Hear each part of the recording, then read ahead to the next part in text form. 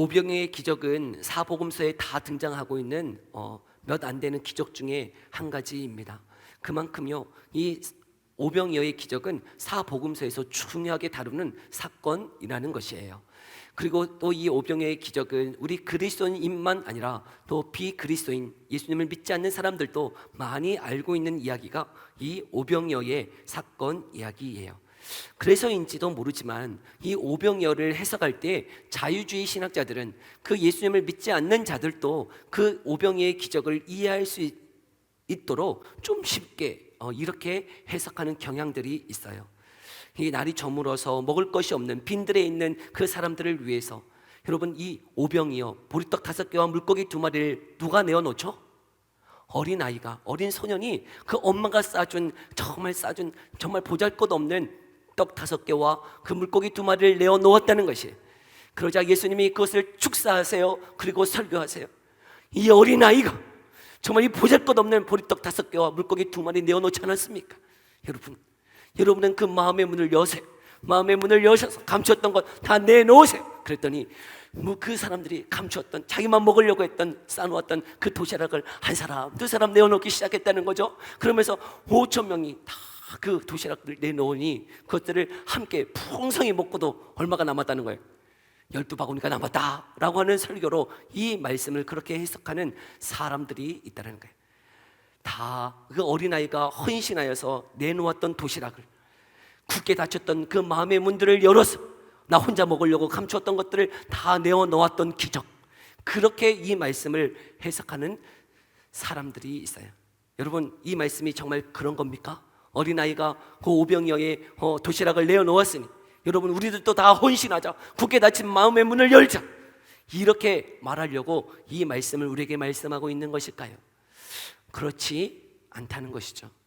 여러분, 이 오병이어의 기적은 기적입니까? 아니면 사람의 마음의 문을 여는 그런 겁니까? 여러분, 이 말씀은 정말 기적인 줄 믿습니다. 오병이어 떡 5개와 물고기 2마리, 정말 보잘것없는 것을 예수님이 축사하시고요 5천 명을 먹이신, 여러분, 장정만 5천 명이니까 어린아이와 여자까지 포함하면 성경학자들은 2만 명이 된다라고 추정하고 있어요. 2만 명이 되는 사람들이 먹는 놀라운 기적을 행하셨다는 것이죠.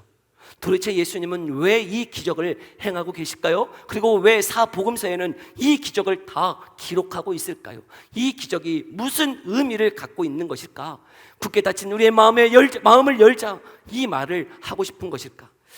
여러분, 오늘 이 말씀을 통하여 예수님이 보여주신 이 오병이어의 기적을 통하여 우리에게 말씀하시고자 하는 것이 무엇인지를 깨달을 수 있는 귀한 시간 되어지기를 간절히 소망합니다.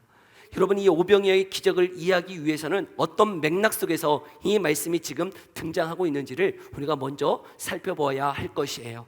9장 1절을 보면, 여러분, 예수님은 이제 그 제자들을 마을 곳곳에 보내십니다.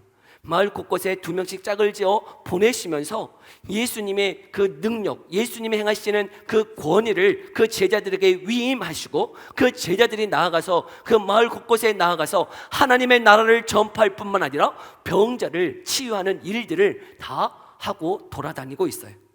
그리고 그 일들로 인해서 9장 우리 읽지는 않았지만 7절 이하에 보면 그 갈릴리 지역, 지금 예수님이 활동하고 계시는 그 갈릴리 지역의 분봉왕이었던 헤롯이 그 예수님이 행하고 계시는, 또 예수님의 제자들이 행하고 있는 일들로 말미암아 도대체 이 사람이 누구인가 하는 그런 의문을 품기 시작했다는 거예요. 그래서 우리 누가복음 9장 9절의 말씀을 한번 읽어볼까요? 뭐라고 말씀하고 있는지. 누가복음 9장 9절입니다.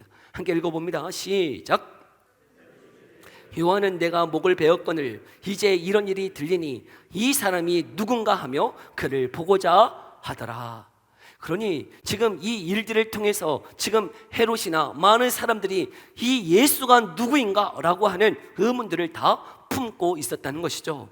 그런데 이 의문, 예수님이 누구인가 라고 하는 이 질문은 이 헤롯만 했던 것이 아니에요. 우리가 전에도 살펴보았지만 세례 요한도 이 의문을 가지고 있었어요. 우리 누가복음 7장 20절에 이 세례 요한이 제자들을 통하여서 가졌던 의문이 무엇일까요? 함께 읽어볼까요? 누가복음 7장 20절이에요. 함께 읽어봅니다. 시작. 그들이 예수께 나와 이르되 세례 요한이 우리를 보내어 당신께 여쭈어 보라고 하시기를 오실 그이가 당신이오니까 우리가 다른 일을 기다리오리까 하더이다 하니. 여러분, 그 세례 요한도 정말 당신이 그 구약에 예언되어졌던 그 메시아가 맞습니까? 당신이 정말 누굽니까? 당신은 누구이십니까? 라고 하는 그 의문을 세례 요한도, 그리고 그 당시에 갈릴리의 분봉왕이었던 헤롯도, 그리고 많은 사람들도 가지고 있었던 의문이 무엇이냐면 예수님이 누구이신가? 라고 하는 것이죠. 여러분, 예수님은 누구이십니까? 여러분, 예수님은 누구이실까요? 이 의문을 갖고 있는 이 사람들에게 오늘 이 오병이어의 기적을 통해서 예수님이 누구이신지를 우리에게 설명해 주고 있다는 것이에요. 여러분, 예수님은 누구이시기에 이 오병이어의 기적을 통해서 우리에게 말씀하고 있을까요? 이 오병이어의 기적을 우리가 살펴볼 때 도대체 어떤 상황 가운데서 지금 어떤 문제를 해결하고 계시는가, 지금 어떤 문제가 있는가, 우리 12절 말씀을 함께 볼까요? 12절 함께 읽어봅시다. 시작.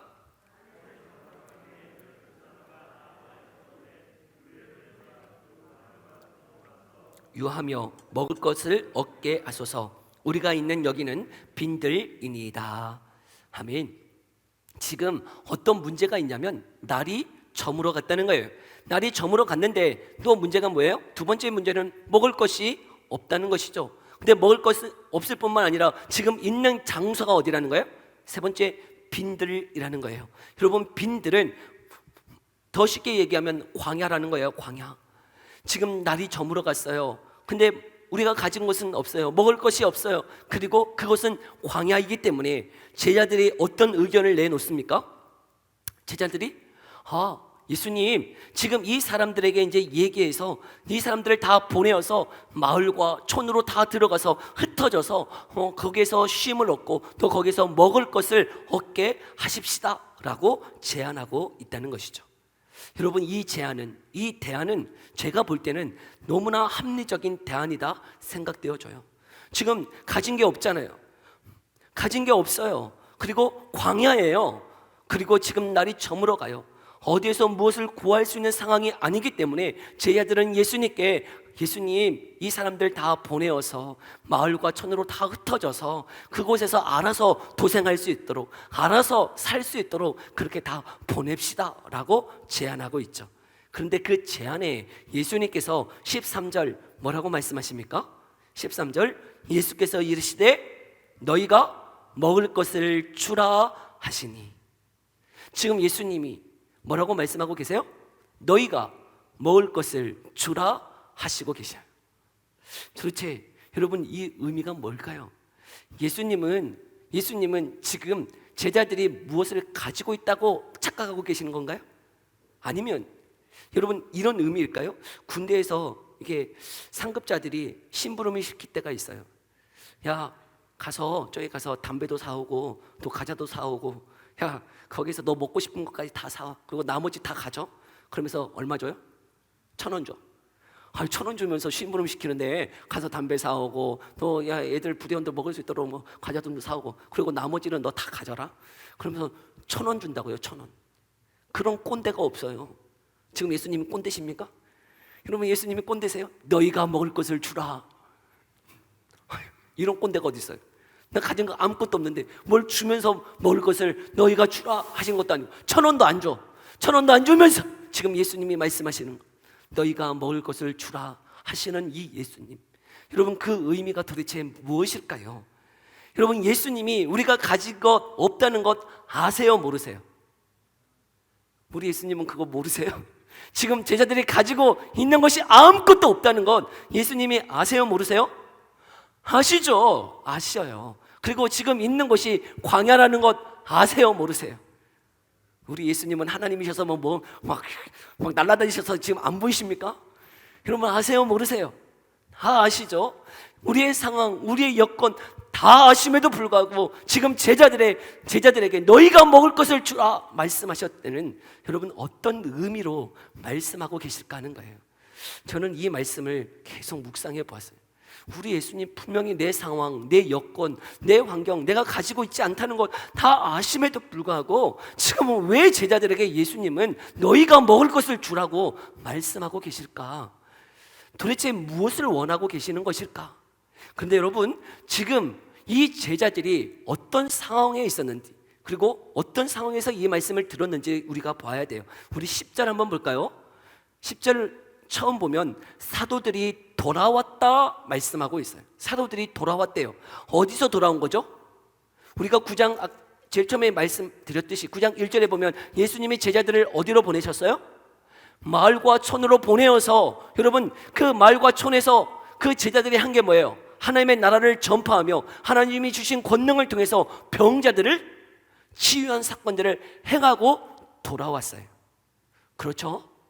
여러분, 그 제자들이요, 지금 마을 곳곳에 돌아다니면서 뭐 하고 온 거예요? 예수님의 이름으로 귀신을 내어줬고요, 예수님의 이름으로 병자를 치유한 사건들을 행하고 돌아왔다고요.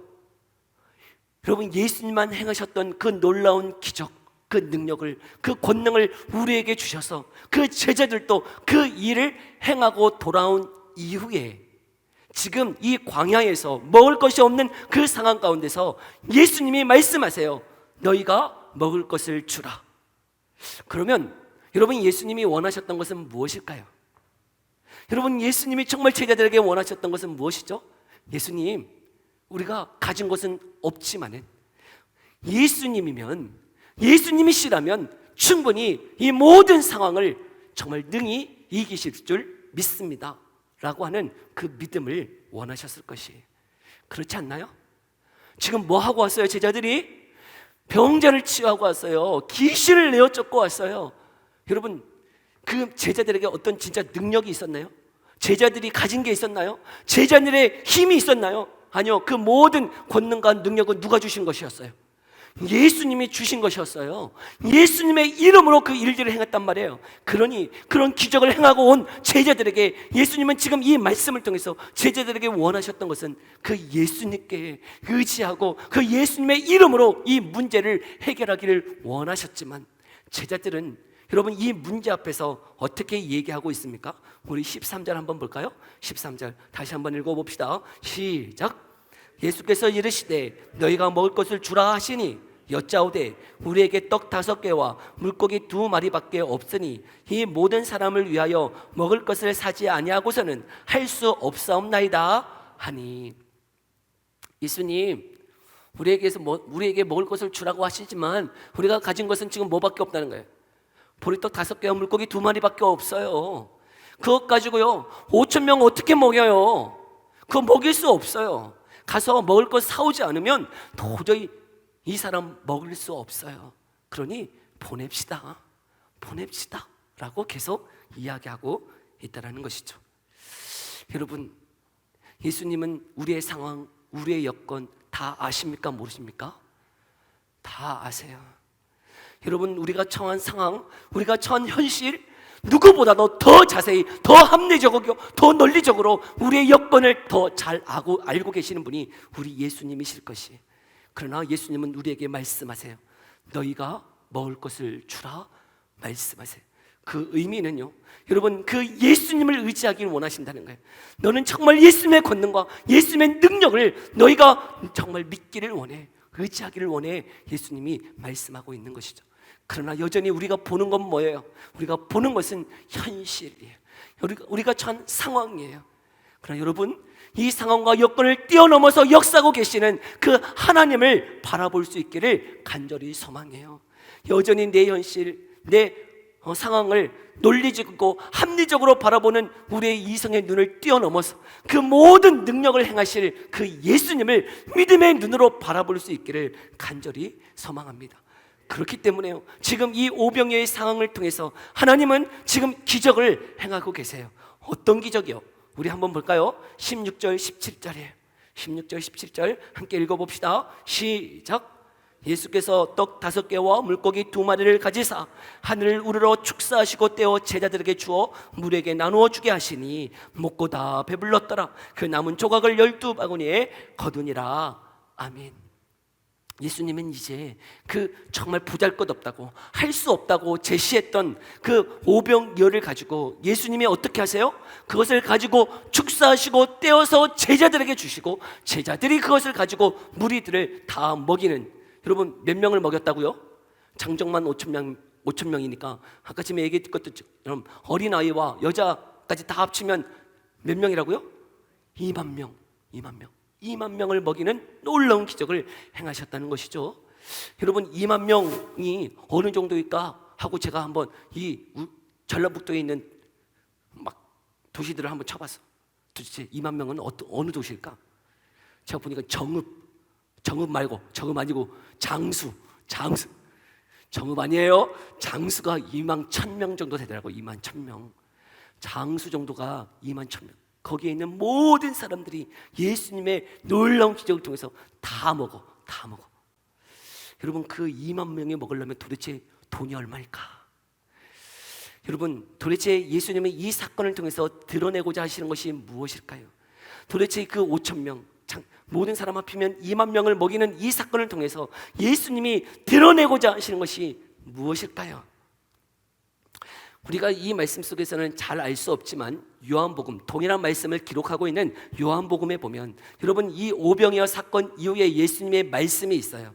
어떤 말씀을 하시냐면 그 광야에 하나님께서 이스라엘 백성을 40년 동안 만나처럼 먹이셨던 것처럼 이제는 예수님이 누구시다는 거예요? 예수님이 생명의 떡이다 라고 하는 것을 가르쳐주고 계시다라는 거예요. 여러분 예수님이 누구세요? 생명의 떡이세요. 그리고 그 예수님이 어떠한 분이세요? 그 이스라엘 백성들을 광야 40년 동안 먹이셨던 하나님이신 그 예수님, 그 예수님이 바로 광야에서 그 이스라엘 백성을 40년 동안 먹였던 것처럼 이젠 내가 너희를 먹이는 내가 바로 그 하나님이야 라고 하는 사실을 이 오병이어의 사건을 통해서 드러내고 있다는 것이죠. 여러분 예수님은 누구세요? 하나님이세요. 여러분 예수님은 그냥 어떤 선지자, 어떤 능력을 행하는 자 수준이 아니라 여러분 예수님이 누구시라고요? 하나님이시라고요. 지금 예수님이 어떠한 분이신가? 예수님이 누구신가? 라고 하는 그 질문을 가지고 있는 그런 사람들에게, 헤롯에게, 그리고 세례요한에게, 그리고 제자들에게 지금 예수님이 어떠한 분이신지를 바로 이 광야에서 있는 장정만 5천 명이 되는 그 사람들을 먹이시는 그 사건을 통해서 바로 내가 광야에서 이스라엘 백성들을 먹였던 그 하나님이야 라고 하는 사실을 드러내고 있다는 것이죠. 여기에 중요한 초점이 있다는 거예요. 여러분 예수님은 누구세요? 하나님이세요. 예수님은 불가능을 가능케 하신 하나님이세요. 죽은 자를 살리신 하나님이세요. 그 예수님은 병자를 살리고 여러분 죽은 자를 살리고 없는 것을 있게 하시고 그 모든 자들을 먹이실 수 있는 전능하신 하나님이시다라고 하는 것을 드러내고 있다는 거예요. 여러분 하나님이 이스라엘 백성들을 광야에서 먹였잖아요. 몇 명을 먹였죠? 장정만 60만 명. 장정만 60만 명이어서 어린아이와 여자까지 다 합치면 200만 명을 먹이셨어요. 200만 명. 그래서 한번 제가 계산해 봤어요. 여러분이 그 200만 명에게 하루에 김밥 하나, 지금 김밥이 얼마예요? 좀 올라서 2,000원으로 잡아서 여러분 하루에 김밥 한 줄씩 200만 명을 하루에 이렇게 먹인다. 얼마일까요? 2,000원씩 200만 명을 먹여. 얼마인가 계산했더니요 하루에 40억이 들어요. 하루에 40억. 풍성하게 먹는 건 아니고 풍족하게 먹는 건 아니고 김밥 한 줄 먹어. 김밥 한 줄 광야에서 그렇게 먹는다면 여러분 얼마라고요? 돈으로 40억. 하루 식사값이 그러면 1년이면 얼마인가 계산해 봤더니 제가 틀릴 수 있어요. 제가 막 동그라미 계속 세다가 너무 그냥 단위가 높아가지고 이게 맞나 싶을 정도로. 근데요 제 계산으로는 1조 4,600억이에요 1년에. 200만 명이 하루에 김밥 한 줄씩 계속 1년을 먹는다. 200만 명이 1조 4,600억. 근데 그것을 몇 년 동안 먹이셨어요? 40년. 그랬더니요 돈이 얼마냐? 58조 4천억. 근데요 김밥 한 줄이잖아요. 김밥 한 줄. 근데 김밥 한 줄 주신 거 아니에요. 여러분 만나를 통해서 얼마나 주셨어요? 풍족하게 먹도록 주셨어요. 그러니까 풍족하게 먹었다 그러면 김밥 3개는 먹었을 거 아니에요. 김밥 3개는 먹어야 풍족하게 먹는 거 아닙니까? 한 줄 먹고는, 여러분, 어제 남자 집사님들 모여서 이렇게 같이 교제했는데요, 족발 보쌈 먹었는데요, 대짜리 3개 시켜도 너무 부족해. 대짜리 3개 시켜도 부족하더라고요. 아직도 막 부족해가지고 냉면도 다 냉면 덜리고 막 계속 먹어요. 그렇게 먹어요. 그렇게. 여러분, 김밥 3줄 먹으면 몇 조가 되는 거예요? 150조가 넘어요. 150조가. 여러분, 하나님이요, 감당할 수 없는 그 일들을 행하시고 계시는 하나님이시라는 거예요. 우리로는 상상할 수 없는 그 일들을 행하시는 분이 하나님이세요. 그런데요, 만나만 먹이신 게 아니에요. 이 이스라엘 백성들이요, 만나만 먹다가요, 뭐가 먹고 싶어요? 고기가 먹고 싶어요. 그 애굽에서 먹었던 고기가 먹고 싶어요. 그랬더니요, 여러분, 고기를 주세요. 그 고기 뭘 주시죠? 메추라기를 주세요. 만나와 메추라기를 하나님은 허락해 주셨어요. 근데 메추라기를 주신 사건이 2번 기록되어 있어요. 먼저는 출애굽한 이후에, 그리고 시내산에 이르기 전에 출애굽기 16장에 보면 이 메추라기를 달라고 할 때, 고기를 달라고 할 때 하나님은 아무런 말씀 안 하시고요, 고기를 주세요. 그래, 너희가 고기 먹어라 하고는 만나와 메추라기를 부어주세요. 그랬던 그들이요, 이제 시내산에서 하나님과 언약을 맺어요. 하나님의 백성이 되었어요. 그리고 그 시내산을 떠나가는데, 그 떠나간 이스라엘 백성들이 여전히 무엇을 먹고 싶어해요? 그 애굽에서 먹었던 그 고기를 먹고 싶어해요. 계속 주님 앞에서 원망하면서 탄식하면서, 내가 저 애굽에 있었으면 좋았을 것을, 내가 저 애굽에는 고기도 먹고 마늘도 먹고 파도 먹고 뭐 김치도 먹고 별거 다 먹었는데 내가 이렇게 주님의 백성 되어져서 만나만 먹네 하면서 탄식하고 있을 때 하나님이 화가 나셨어. 하나님이 화가 나시면서 이들에게 말씀하세요. 그래, 고기 먹고 싶냐? 내가 한 달 동안 너에게 고기를 주리라 말씀하세요. 한번 그 말씀 볼까요? 민수기 11장 20절이, 민수기 11장 20절. 민수기 11장 20절 함께 읽어봅시다. 민수기 11장 20절 시작. 냄새도 싫어하기까지 한 달 동안 먹게 하시리니 이는 너희가 너희 중에 계시는 여호와를 멸시하고 그 앞에서 울며 이르기를 우리가 어찌하여 애굽에서 나왔던가 함이라 하라. 그들이 고기를 먹고 싶어하는 그 심정에는, 그 긍정에는 그들이 하나님을 멸시하고 그냥 다시금 하나님을 떠나, 하나님의 백성을 떠나 다시금 애굽으로 돌아가고 싶은 그 심정을 드러내고 있더라는 거예요. 하나님은 탄식하면서 그들에게, 야, 고기 먹고 싶어? 그래, 내가 한 달 동안 고기 줄게 하면서 메추라기를 몇 달 동안 주신 거예요? 한 달 동안 메추라기를 주신다는 거예요. 그렇게 말을 할 때에 여러분, 모세가 어떤 반응을 보였을까? 민수기 11장 21절에서 22절, 한 달 동안 고기 줄게 라고 이야기했더니 여러분, 모세가 보인 반응이에요. 한번 읽어볼까요? 민수기 11장 21절에서 22절 시작. 모세가 이르되 나와 함께 있는 이 백성의 보행자가 60만 명이 온대 주의 말씀이 한 달 동안 고기를 주어 먹게 하겠다 하시오니 그들을 위하여 양떼와 숫떼를 잡은들 조카오며 바다의 모든 고기를 모은들 조카오리까. 아멘. 여러분, 모세도 한 달 동안 고기 줄게 라고 하는 하나님의 말씀 앞에 어떠한 반응이에요? 아이고, 하나님, 양떼를 잡은들 아니면 숫떼를 잡은들 아니면 그 홍해에 고기를 다 끌어모은들 이 장정만 60만 명을 한 달 동안 어떻게 먹입니까? 여러분, 제가 볼 때 이 모세도 그 믿음의 한계가 있었던 것 같아요. 하나님이요, 홍해도 가르시고 별일 다 했지만 여러분, 그 모세조차도 한 달 동안 고기 줄게 라고 하는 이 말에는 여러분, 믿을 수가 있어요, 없어요? 믿을 수가 없더라는 거예요. 마치 누구처럼요? 지금 이 제자들처럼요. 지금 이 광야에 있는 그 예수님의 제자들처럼 여러분, 병자도 고쳤어요. 귀신도 내어 쫓았어요. 예수님의 놀라운 치유의 사건을 행하고 있음에도 불구하고 여러분, 광야에 있는 그들에게 그 5천 명을 먹이는 일, 그 일은 된다 안 된다? 안 된다 생각했단 말이에요. 마치요, 여러분, 예수님을 믿어서 우리가 구원 얻는 일은 예수님 믿어야만 구원받지만 여러분, 우리가 먹고 사는 일에는 예수님을 믿는다고 해결되어지는 건가요? 예수님 믿는다고 우리가 먹고 사는 일은 해결되지 않아요. 우리가 어떻게 해야 되는 거예요? 내가 땀 흘리고 내가 노력해서 내 힘으로 사는 것이지 뭐 예수님 믿는다고 먹고 사는 문제가 해결되어지는가 생각하는 많은 성도들이 있다는 거예요. 그러나 예수님 말씀하세요. 야, 예수님 믿어서 우리가 구원 얻는 그 문제만 해결하심이 아니라 여러분, 우리의 삶의 모든 영역의 문제, 우리가 먹고 사는 문제, 우리가 공부하는 문제, 우리가 진로를 택하는 문제, 우리가 결혼을 하는 문제, 그 모든 문제에 여러분, 그 모든 문제를 해결하실 수 있는 분은 누구시다는가요? 예수님이시다는 거예요. 여러분, 지금 그 모세도 홍해를 갈랐고 놀라운 기적을 체험하고 있지만 여러분, 하나님께서 그 장정만 60만 명인 그들에게 내가 고기를 한 달 동안 주리라 말씀할 때에 믿지 못했어요.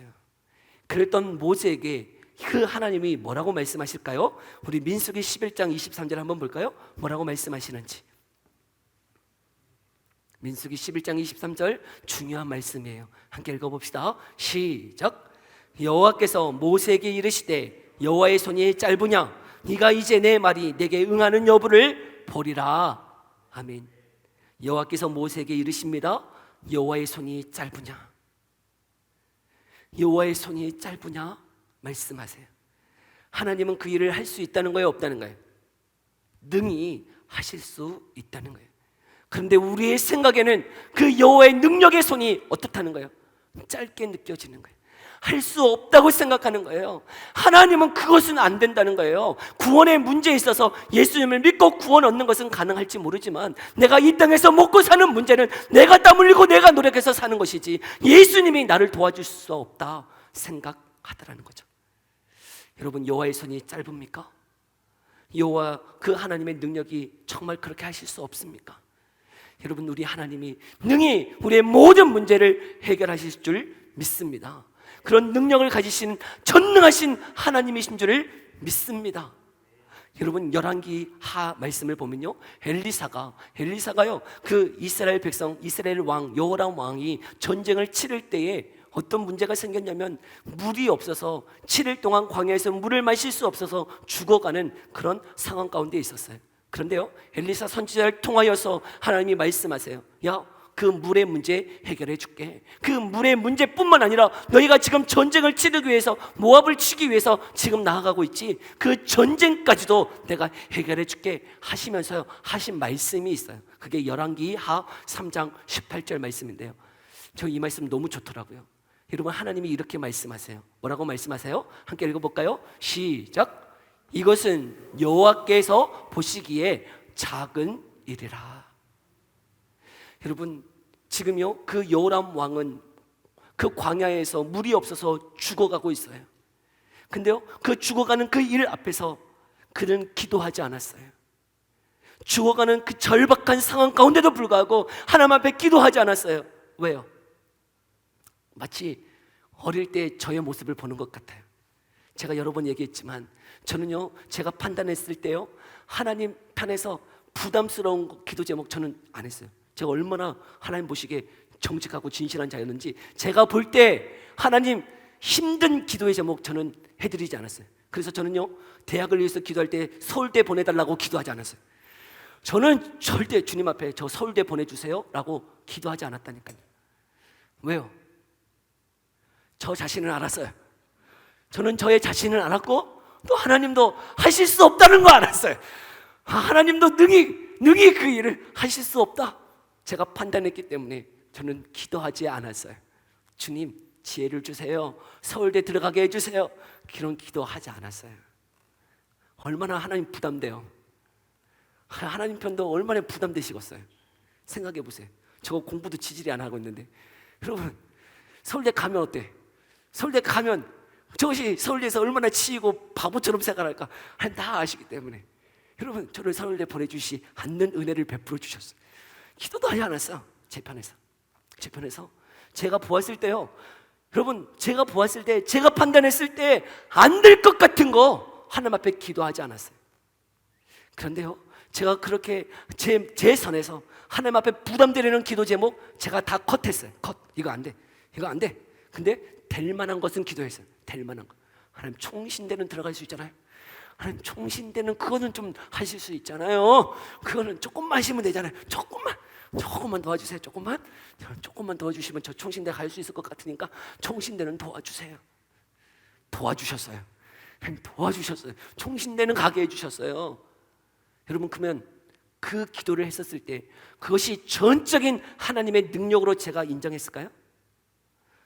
아니라니까요. 아니요. 그거 전적인 하나님의 은혜라고 저 생각하지 않았어요. 제가 바탕이 되니까, 내가 바탕이 되니까 거기 들어갔지.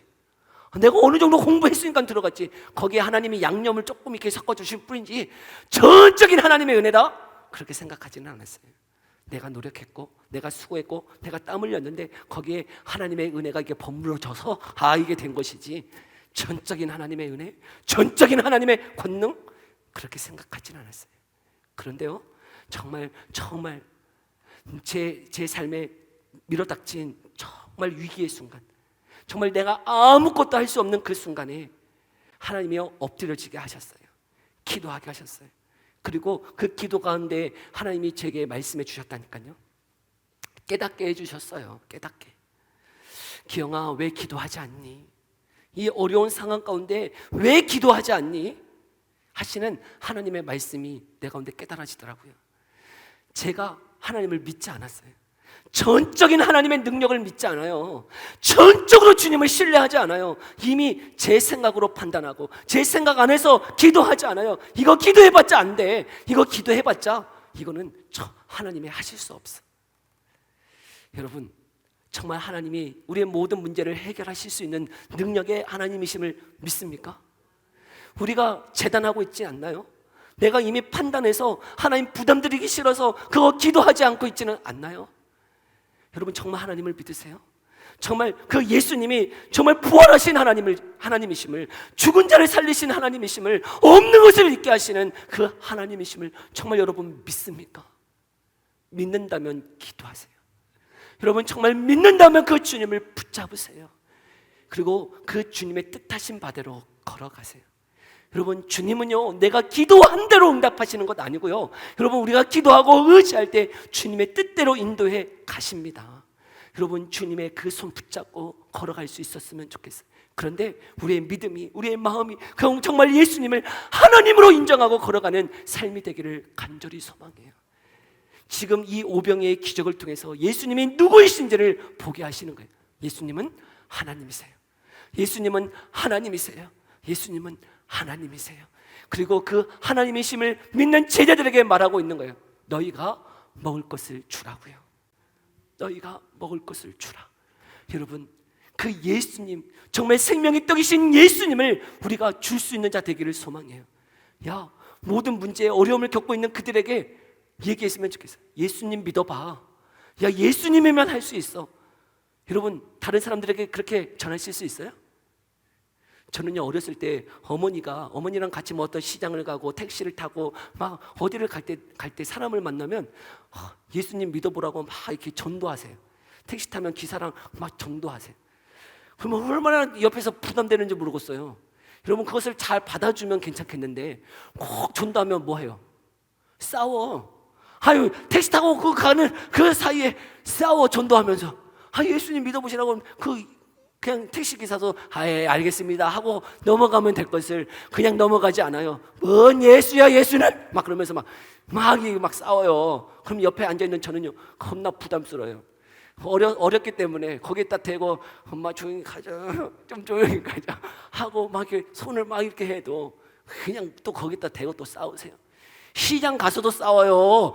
시장 가서 왜 상인이랑 예수님 전하면서 싸웁니까? 근데요, 제가 그 모습들을 보면서요, 여러분, 모든 문제의 해결은 누구밖에 없기 때문에, 예수 그리스도밖에 없기 때문에 전하시더라고요. 여러분, 그 모든 삶의